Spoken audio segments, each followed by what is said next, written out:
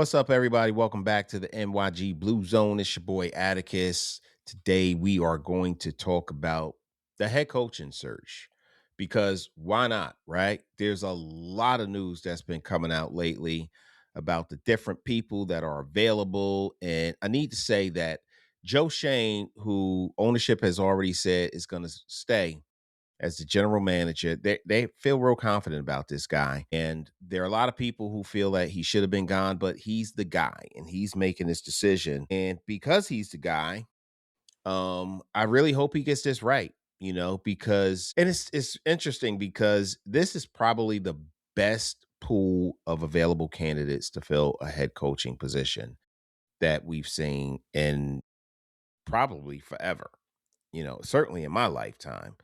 I mean, when you think about some of the names that's on this list, no matter how you feel about them.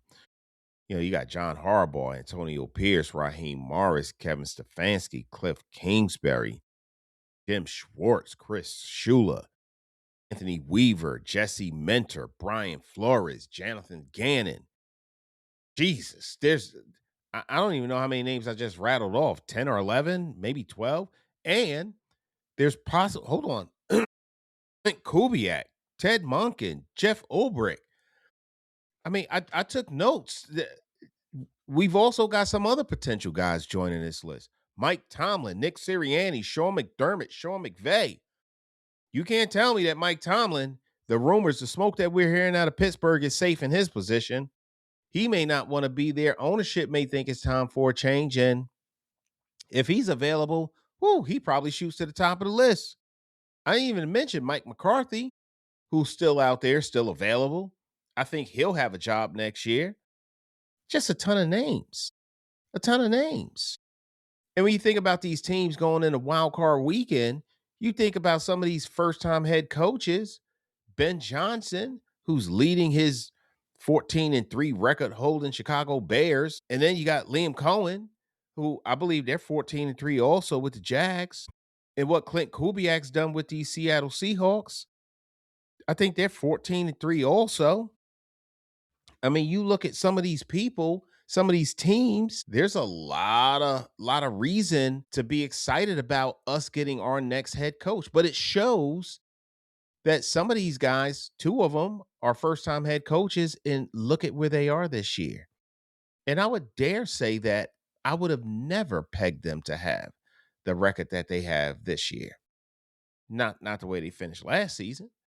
So when you get the head coach right, good things can happen, particularly when you have good pieces already in place on your team. And I think the Giants have a lot of good pieces in place on their team. But before I break it all down, don't forget, please like, subscribe, hit that notification bell. So every time we drop some new content, you'll be the first one notified. And if you like it and got a friend that likes the content, what you think will like the content, share it with them so that they can catch our videos as well. So there's a few things that I look for when I look at our head coach. And I know we have different perspectives and whatever, and you can have your perspective and that's fine, but this is my perspective, right?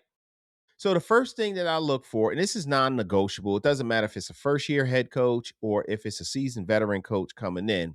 These are the things that I look to for a head coach. Number one, they got to have leadership qualities that shows they know how to lead men.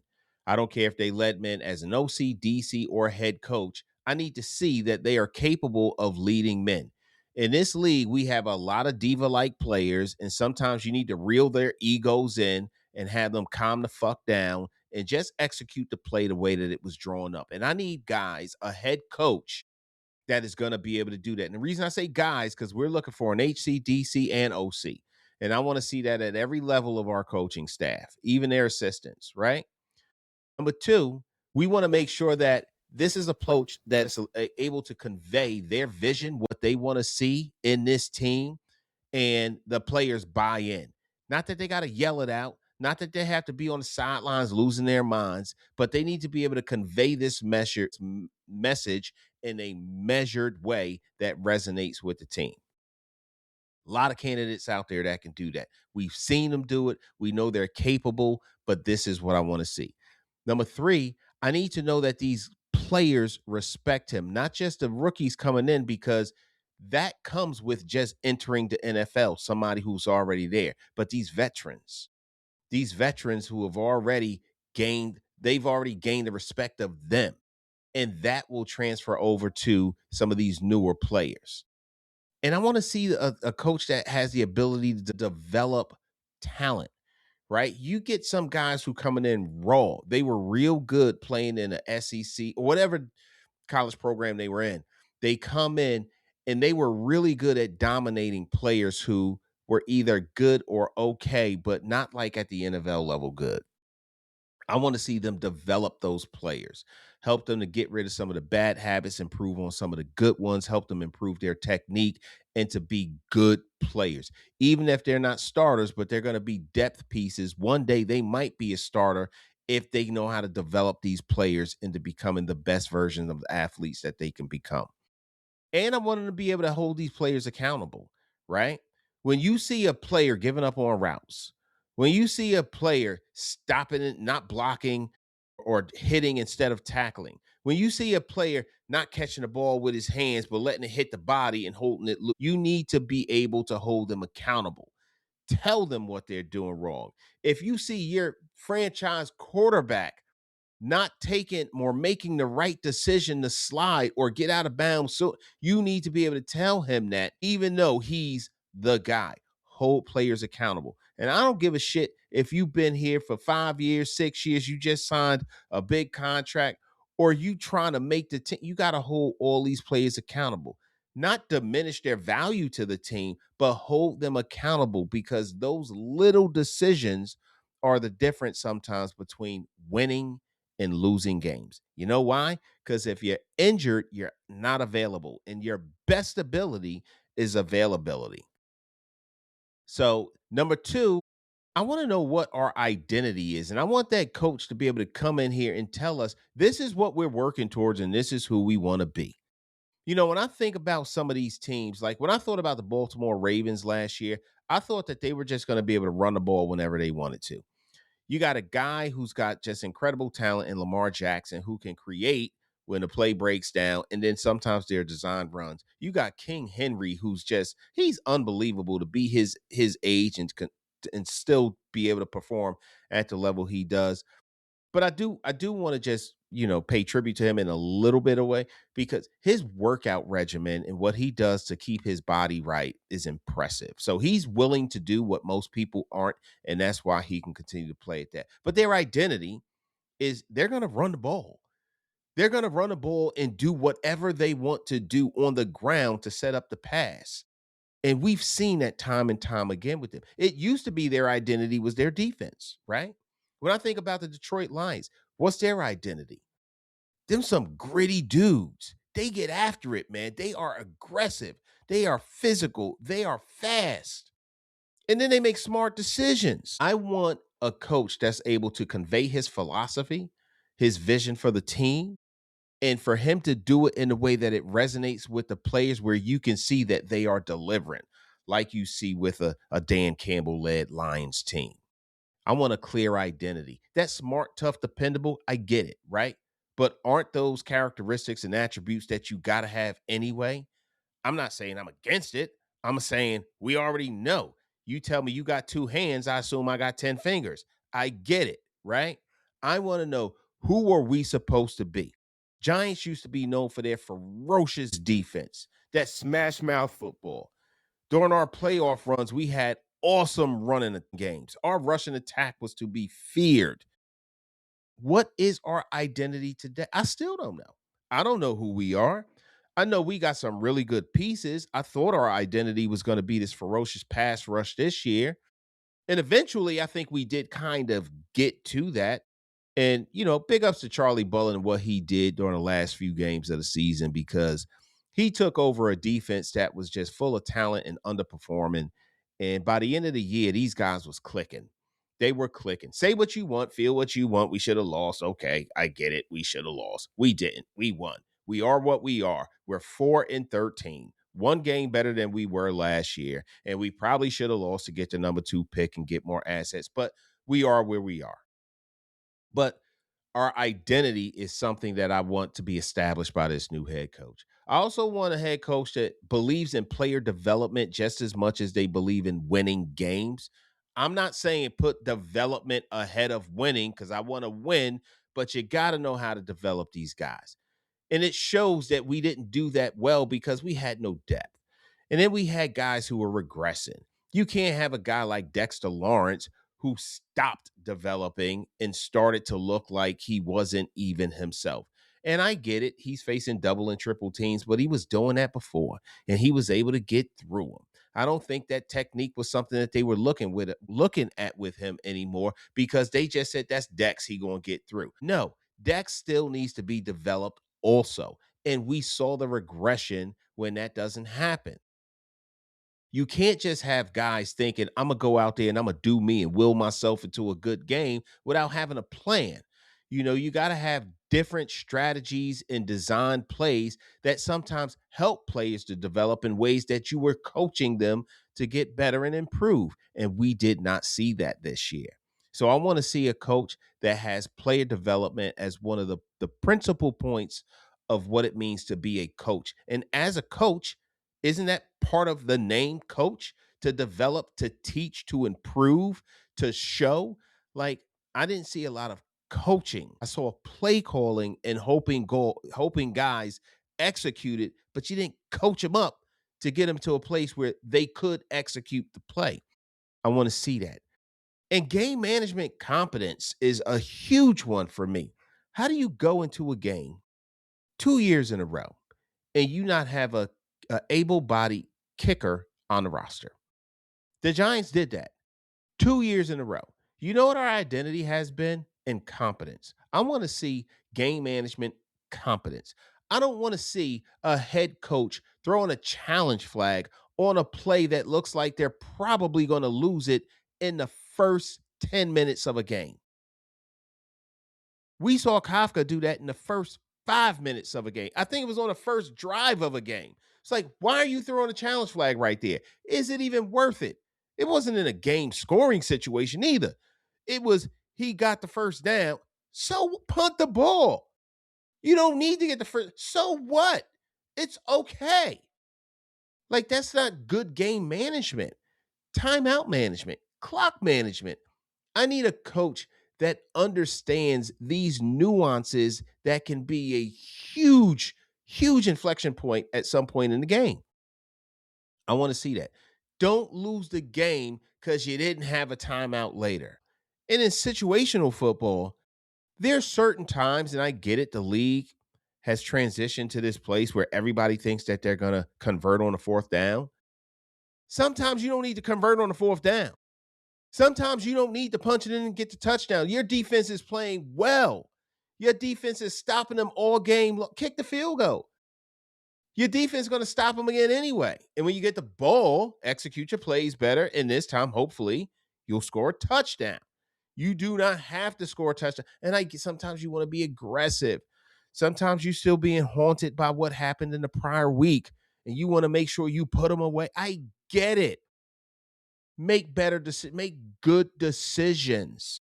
There's a time and a place for that. Be able to have the discernment to know when you're supposed to go for it and be aggressive and when you just trying to be cute. We don't need cute. We need wins. Those are my non-negotiables. Those are the things that I need to see. I want to see. And I don't care if you're a seasoned veteran or you one of these defensive, offensive coordinators who have aspirations and have proven that you deserve an opportunity to be a head coach. But you got to be able to do those things. So when I'm thinking about an experienced head coach, though, and it's probably where I'm leaning toward, and I'm going to say this because there's just too many good experienced head coaching options out there. Not because I don't think that the non-experienced head coaches, good experience with DCOC, not because I don't think they're good. I just think that why would I go to a guy who hasn't proven himself yet when I got these options of people who have? So when I look at these guys, John Harbaugh, Antonio Pierce, Raheem Morris, Kevin Stefanski, and these are the guys that are available now. There are more that are probably Jonathan Gannon. there are more that are going to be options. I would even throw Cliff Kingsbury into that, I should say. And then after the playoffs, we don't know if Mike Tomlin's going to be available. We don't know if Nick Sirianni's going to be available. And I came up with a list. I wrote all this stuff down because there's so many names. Sean McDermott. Are they tired of having a Josh Allen led offense and still can't win a Super Bowl? And if they lose, if they get cooked by the Jags, is he going to be an option? Is he going to be available? Sean McVay. Is he just knowing that they're at the end of their road with their superstar quarterback Matthew Stafford, and maybe this if they don't make it this year, he knows that they're probably not going to go much further than that because honestly, and I look at Chris Shula and he's a hot name out there. Their defense, while they have been okay, they've been good. They haven't been great. So he's good, but they may have aspirations to elevate him in Los Angeles as the Rams head coach, but he's not as high on my list as he is on other people's list. But experienced head coaches. When the Giants the first interview they had was with Kevin Stefanski. Good coach. I have my reservations about Kevin Stefanski. I don't like the fact that they started the year having, what was it, 5 quarterbacks on the roster. Kenny Pickett, Deshaun Watson. You had Shador Sanders. Then they drafted Dylan Gabriel, Joe Flacco. Like, what are you doing? Well, you got all those quarterbacks in. What are you really doing? What are you saying to the quarterbacks that are there? I thought that was just stupid. It was ridiculous. And don't forget, Kevin Stefanski let Baker Mayfield go, who Baker Mayfield has shown that he is still a very good quarterback. I don't know how I feel about him. Do I think he's a good coach? Maybe. There are things that I can point to that says yes. And if the head coaching options weren't as broad as they are, he'd look even better to me. He looks good, but honestly, he wasn't the guy to me, for me anyway. Other people are saying, "Oh, you crazy, man. You going to pass on Kevin Stefanski?" Yes, I would. I fucking absolutely would pass on him. Now, there are good things he's done, but there's also things that make me say, "What are you talking about?" I told you my non-negotiables. Leader of men. He didn't lead that locker room the way I would have wanted him to lead it. You want to give credit to that defense? You better credit Jim Schwartz. He is good. I'd love to have him as the defensive coordinator for the New York Giants. What he's been able to do with Myles Garrett and the rest of that defense? Can you imagine if he had Dexter Lawrence, Brian Burns, Abdul Carter, Kayvon Thibodeau, Brian Okereke? Can you imagine what he would do with that? Darius Alexander? Love to have him. So I'm not going to give Stefanski credit for what I think Jim Schwartz did because honestly, if it wasn't for what Jim Schwartz did, a lot of these Cleveland Browns games this year would not have been entertaining. It would borderline be unwatchable. So, is he a good coach? Yeah. But I think he's riding on the coattails of other people's work. That's what I think. And then after Black Monday, John Harbaugh becomes available. It's like, oh, now we ain't even looking at Kevin Stefanski. Or maybe we are trying to keep him as an option, but now everybody's like, jump on board with John Harbaugh. He another one, though. I like John Harbaugh. I did a podcast week 8, week 9, and I said, yo, if John Harbaugh ever becomes available, but he's not because they just signed him to an extension for 3 years, got him locked up through 2028. He's not, but if he ever becomes available, I want him. He's available. He's an option. But do we jump on him? He had Lamar Jackson, 2-time NFL MVP, still haven't won a Super Bowl with him. With that defense playing the way that they've been playing, with King Henry racking up yards the way he racking them up, with that receiving core lively back there catching everything that's thrown his way. Mark Andrews out there looking like a Hall of Fame tight end, and he ain't even nowhere near retirement. He had a Wink-led defense. I mean, come on. I mean, he's had winning seasons consistently throughout his coaching career. But when you got that much talent at the quarterback, running back, defense, and you still haven't arrived at a Super Bowl, all I'm saying is he is still, listen, I still like him a whole lot. And I think he's going to be an incredible head coach. And I think if he were the coach of the Giants, I'd be very happy. But what I'm saying is, you can't get too excited. First of all, it ain't good for business. You get all excited and shit about something that you see, the salesmen see it, the price goes up. You can't do that. You got to be measured in your approach with that. But I like him. Raheem Morris, another experienced head coach. But you look at what he did in Atlanta with all the talent he got out there. I mean, that division was just shit anyway, right? But you would think that with all the talent that Raheem Morris had in Atlanta, that they would have done much better in that division. But they did not. But he's experienced. And I still think that he'd be a good defensive coordinator.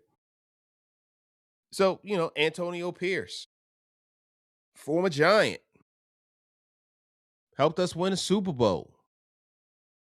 I like Antonio Pierce. He did a good job when he was with the Raiders. I really think that they cut him too short. I think he did a better job than Pete Carroll. They should have kept him, but they moved on from him. But I think Antonio Pierce, he may be a good defensive coordinator candidate, but right now he's a head coaching candidate. He will interview for the job with the Giants. At least I think he's going to interview with him. I know Raheem Morris is scheduled an interview. Cliff Kingsbury, he's another one. But for the seasoned head coaches, I also think if the Texans beat the Steelers, Mike Tomlin can very well be available too. I don't think that it's safe to say he's going to be back next year. My wife, her whole family, they're Pittsburgh people. We're in Pittsburgh a few times a year, and every time we out there, all we talk about, well, all they talk about is Pittsburgh sports. Whether it's the Pirates, the Penguins, or the Steelers, and the Steelers is the top of the list. They all talk about Pittsburgh sports, and they are not happy. I would say 7 out of 10 people you talk to in Pittsburgh, they like Mike Tomlin, but they over Mike Tomlin. They think it's time to move on. And ownership hears that. And this is about right. 18 years. That's why they keep coaches in Pittsburgh. It's about time for a change. Maybe it's time for a change for Tomlin. So right now, I mean, it started off, get Kevin Stefanski. Then it was like, oh shit, Harbaugh's available. What happens next after next weekend if Tomlin's available? Are you like, oh shit, Tomlin's available? Honestly, Tomlin's the guy who I would prefer over all of them. And I'll tell you why.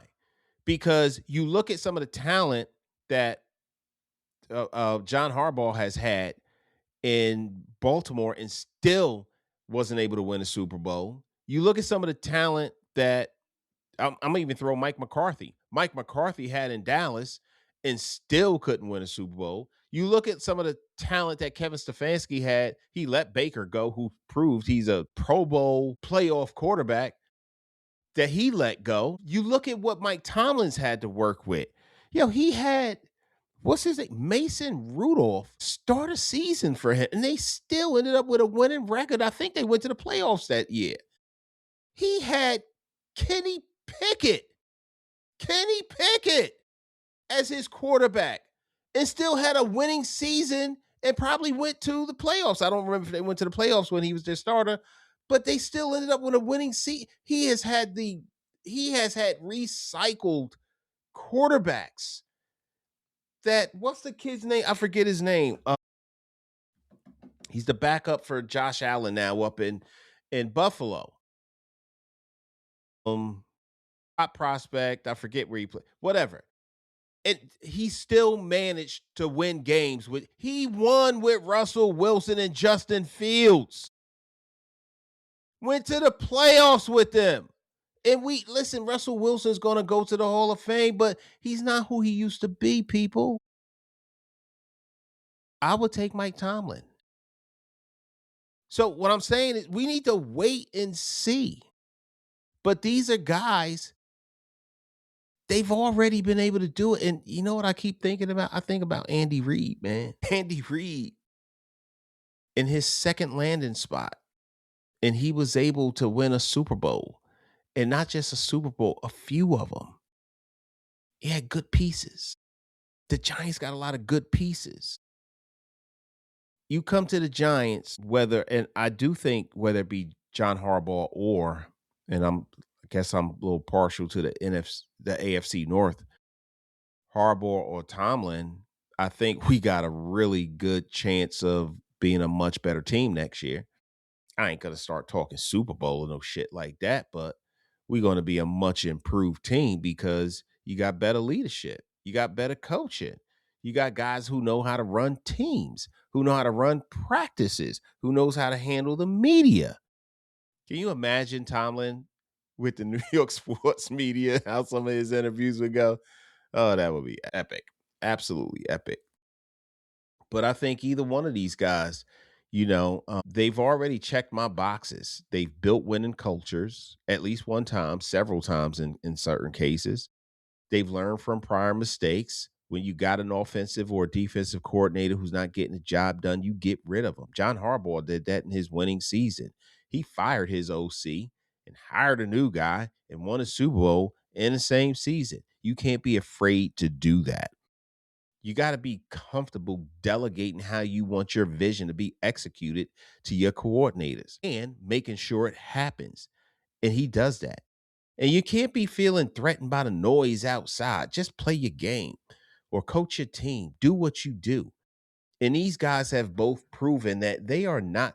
Listen, these guys been doing this longer than some fans have been fans. They know how to handle the noise, and I think that that's an important quality and trait that you got to have. And then for these first time head coaching options, there's other things that I need to see also, like what kind of vision you have, and these are things that I won't necessarily see, or you won't necessarily see, because this will happen during the interview process. But do they have the right vision? And I think the Giants have to do the right thing and interview these guys too. But I don't want another Joe Judge scenario. I don't want another offensive coordinator turned head coach who really didn't do what we saw that with Kafka. We saw that with Dable. I don't want to see that. We saw that with um Ben McAdoo. McAdoo. We don't want to see that again. But somebody who's got vision, they can think in terms of how the new way of football is being played. We got tush pushes. Nobody wants to punt the ball on fourth down. Everybody wants to go for 2 point, like this new kickoff thing. Like the game is changing a little bit. So we want somebody who thinks in terms of the changes that are there. They bring the right energy, ability to grow the roster. Like these are things that I would want to see if they're going to look for a first time head coach. I have to talk about that. I don't want them to get a first time head coach. I honestly don't think that Joe Shane is going to do that. I don't think he needs to gamble in that way, but I think he would be remiss and not a very good general manager if he didn't explore all options. So and no matter who they pick up, there needs to be some type of display of leadership capabilities. They've shown they can lead men. Oh my God. I just had a flashback of when the Indianapolis Colts hired Jeff Saturday to be their head coach, a guy who never had any head coaching experience, any defensive coordinator experience. He did nothing on an NFL roster except for play football, and they made him the head coach. What a fucking disaster that was. I hope the Giants never do anything like that, too. So, the Giants, they got some choices. There are a lot of options out there. I think they need to be very measured in their approach. I think they have an excellent list to choose from. And I also think that the Giants is probably the most attractive job for a head coach right now. The only caveat to that is Joe Shane is still there. And I have to remind myself that head coaches probably view Joe Shane differently than fans do. So I think with the right coach, and if they're able to have good symmetry between the two of them, head coach and general manager, it could work. I do think that Joe Shane can be influenced, and Dable showed him by the coaches of what they want to see. Dart is there, make no mistake about it, as a direct result of Brian Dable lobbying to get him. It wasn't a push from Joe Shane. He ultimately agreed to it, so he gets the credit, but he's there because Dable lobbied to get him, and Joe Shane eventually broke and said, okay. That may have taught him something. And if that taught him something, and depending on what happens in these interviews, if Tomlin or Harbaugh, and I'm saying this in order of who I would like to see. Tomlin, Harbaugh, Stefanski.